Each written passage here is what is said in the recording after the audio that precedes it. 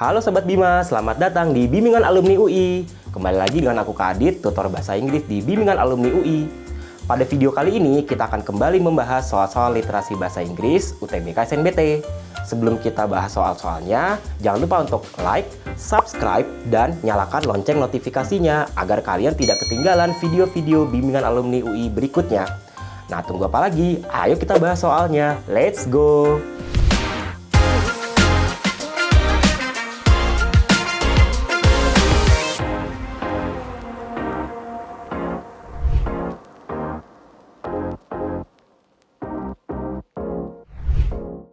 Oke, kita akan bahas soal nomor 1. Baik, soal nomor 1, seperti biasa kita baca dulu soalnya, jangan baca dulu teksnya ya.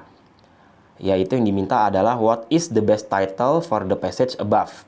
Nah, untuk mencari jawaban dari pertanyaan model title itu sama dengan mencari jawaban main idea, topik, dan juga purpose of the text.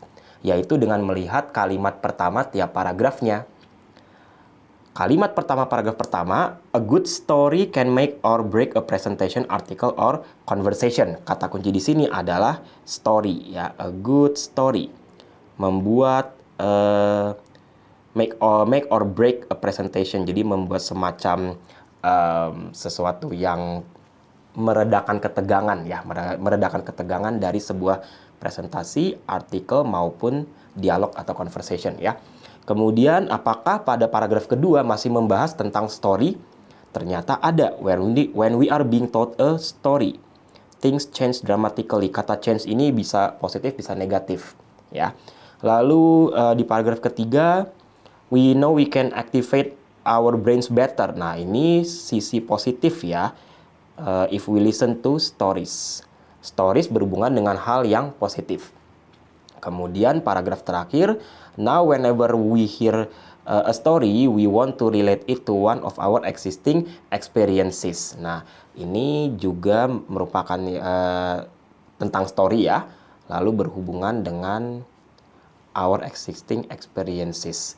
Kalau dilihat semua ini membahas tentang hal yang bagus ya, yang positif tentang cerita atau story. Maka jawaban yang tepat adalah yang mengandung kata-kata tersebut, yaitu jawaban yang A di sini ya, power of storytelling. Oke, karena ada story-nya, kemudian power sama dengan benefit ya, keunggulan atau kekuatannya. Maka jawaban yang tepat adalah A.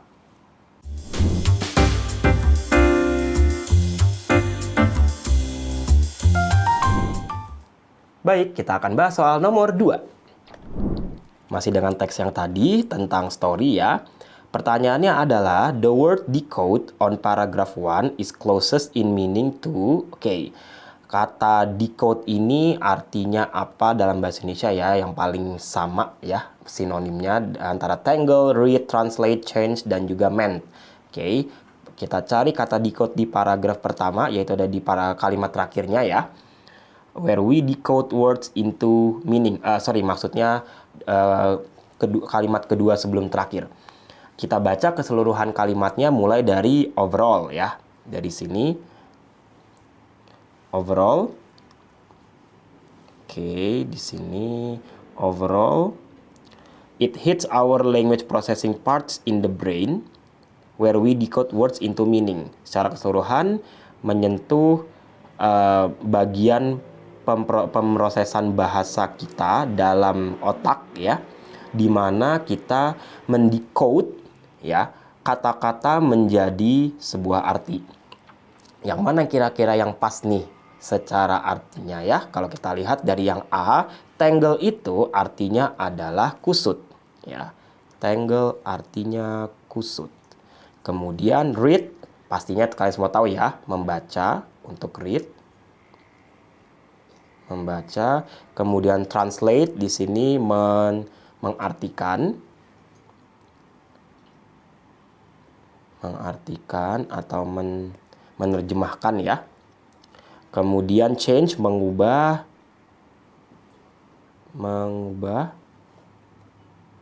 dan mend artinya adalah memperbaiki. Oke.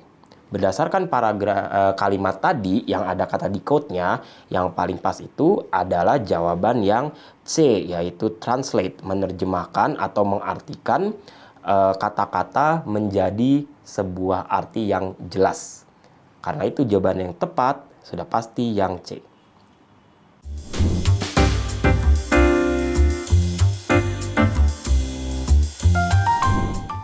Oke, kita akan bahas soal nomor 3. Masih dengan teks yang tadi ya, tentang story. Pertanyaannya adalah, according to the text above, which part of the brain that relates with the motion? Kata kuncinya adalah part of the brain relates with the motion. Ya, kita tinggal cari di teksnya ada di paragraf berapakah tentang motion. Kita skimming ya di sini kata motion, baca langsung cepat mencari satu kata yang spesifiknya tadi ya. Ternyata ada di paragraf kedua. If it's about motion, our motor cortex gets active. Oke, ini dia jawabannya ya, yaitu motor cortex. Ternyata motor cortex ada di jawaban yang delta. Itulah jawabannya ya.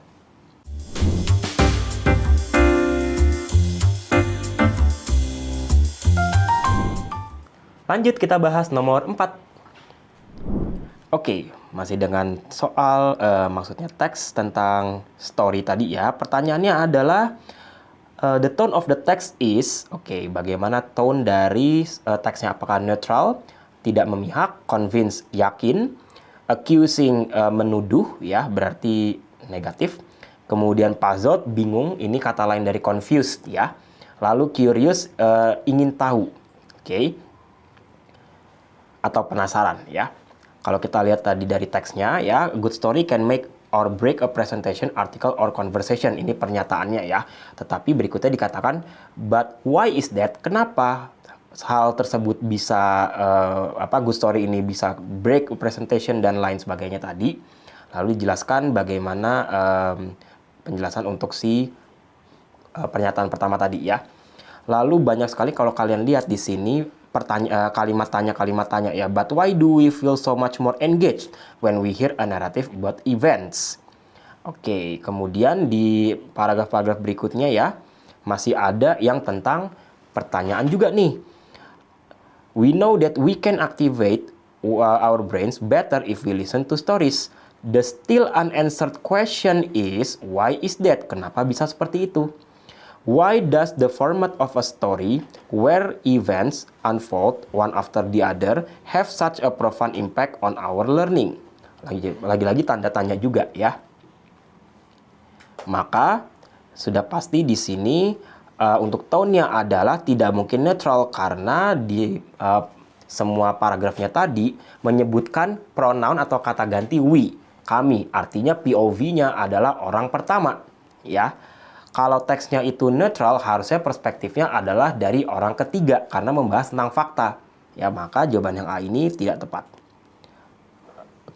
Kemudian convince, merasa yakin, di sini juga tidak tepat. Yakinnya ini bagaimana? Karena masih banyak menyebutkan pertanyaan-pertanyaan tadi, ya. Kemudian accusing, menuduh, juga tidak karena ini mengarah ke yang negatif. Puzzled, bingung, juga mengarah ke yang negatif ya. Maka yang tepat adalah jawaban yang E, rasa ingin tahu di sini. Karena tadi banyak sekali kalimat-kalimat tanya yang mengarah pada pernyataan bahwa memang ada benefit dari sebuah cerita ya, ketika kita mendengar sebuah cerita. Jawaban yang tepat adalah yang E.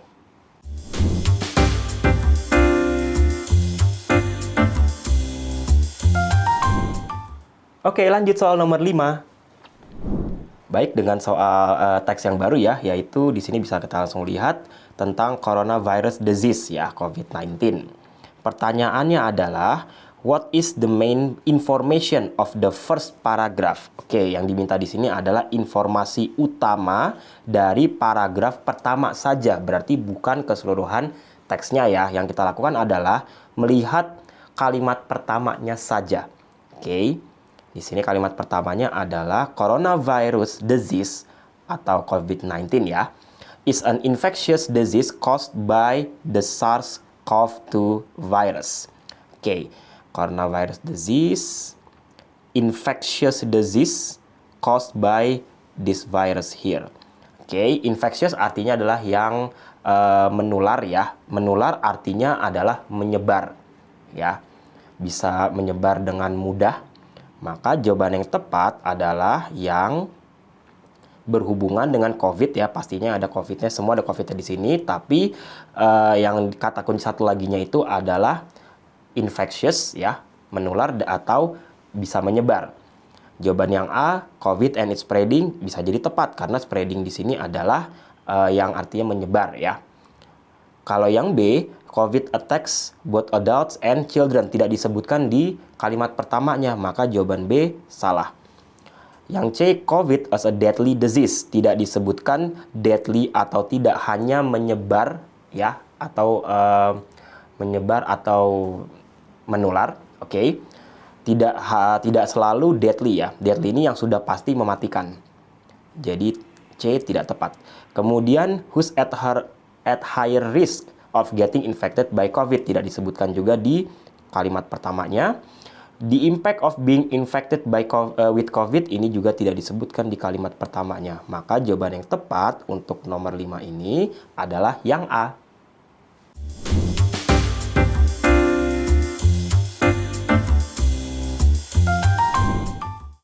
Lanjut soal nomor 6. Masih dengan teks tentang COVID-19 tadi, pertanyaannya adalah which of the following statements is false regarding the text above? Berarti yang diminta adalah yang salah ya, pernyataannya bukan yang benar. Pernyataan A, yaitu COVID regardless age. Maksudnya adalah COVID menjangkiti semua usia tanpa terkecuali. Oke, kita lihat di teks yang menyebutkan kata age ya, yaitu di paragraf pertama. Di sini ada kata age ya, any age. Mulai dari kalimat anyone can get sick with COVID-19. Semua orang dapat terkena atau terjangkit COVID-19 dan menjadi sakitnya itu parah ya, atau bahkan bisa meninggal di usia yang manapun. Artinya bisa menjangkiti semua tanpa terkecuali. Jawaban yang A itu sudah tepat. Berarti ini bukan jawaban yang kita cari. Kemudian jawaban yang B, COVID may spread easily in a meeting. Oke, bisa menyebar dengan mudah dalam sebuah pertemuan atau rapat ya. Berarti kan kalau kita bayangkan pada sebuah rapat ya atau pertemuan itu ada banyak orang. Oke. Di yang ada spread-nya ini ya di paragraf ketiga bisa kalian lihat ya. The virus can spread from an infected person's mouth, bisa menyebar dari orang yang terjangkit COVID ini ya, bisa menyebar melalui mulut dan hidungnya in small liquid particles.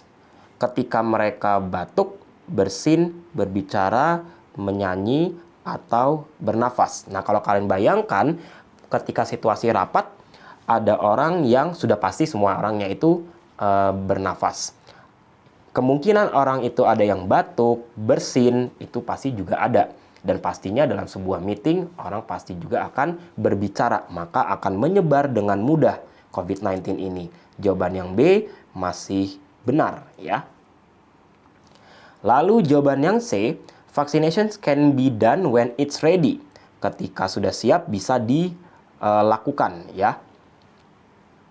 Kata vaccination yang berhubungan dengan vaccination itu ada di paragraf kedua di sini ya. Get vaccinated when it's your turn and follow local guidance.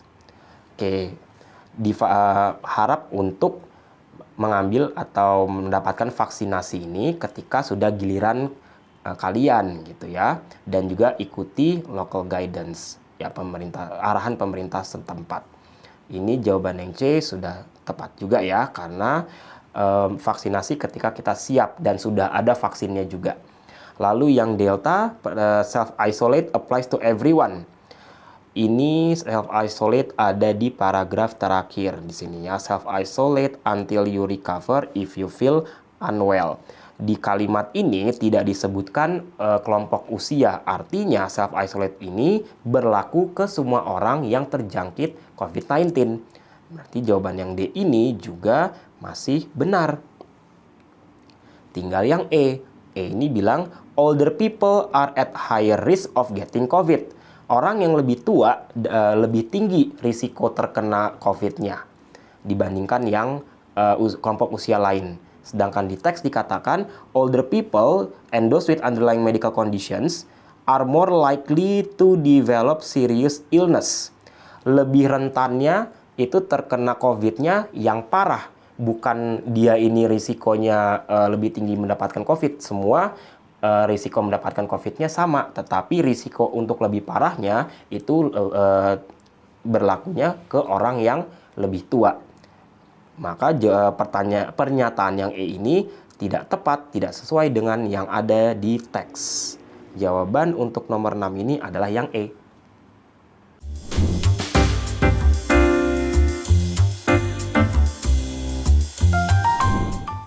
Oke, sekarang soal nomor 7.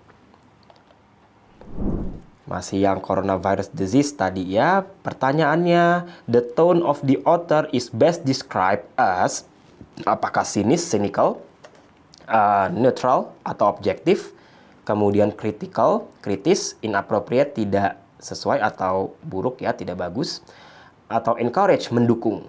Oke, kalau kita lihat tadi dari teksnya ya, paragraf pertama menyatakan sebuah fakta bahwa coronavirus disease itu adalah an infectious disease caused by the SARS-CoV-2 virus. Nah, kalau ada kata kunci di sini yaitu menggunakan is, menggunakan are, menunjukkan sebuah definisi. Kita menggunakan definisi pada saat kita mendeskripsikan sesuatu. Oke. Lalu di kalimat pertama paragraf kedua, the best way to prevent and slow down transmission is to be well informed about the disease and how the virus spreads. Ada is lagi. Oke. The virus can spread from an infected person's mouth and or nose in small liquid particles when they cough, sneeze, speak, sing, or breathe. Berarti yang ini juga termasuk fakta ya, bahwa memang yang namanya COVID-19 virus ini bisa menyebarnya melalui udara, yaitu ketika orang-orang batuk, bersin, berbicara, menyanyi, ataupun bersin. Oke, maka kalau teksnya ini membahas mengenai sebuah deskripsi dari sesuatu, lalu gejala, penjelasan, proses, ya, berhubungan dengan fakta, semuanya bukan opini. Sudah jelas jawabannya adalah yang B, neutral.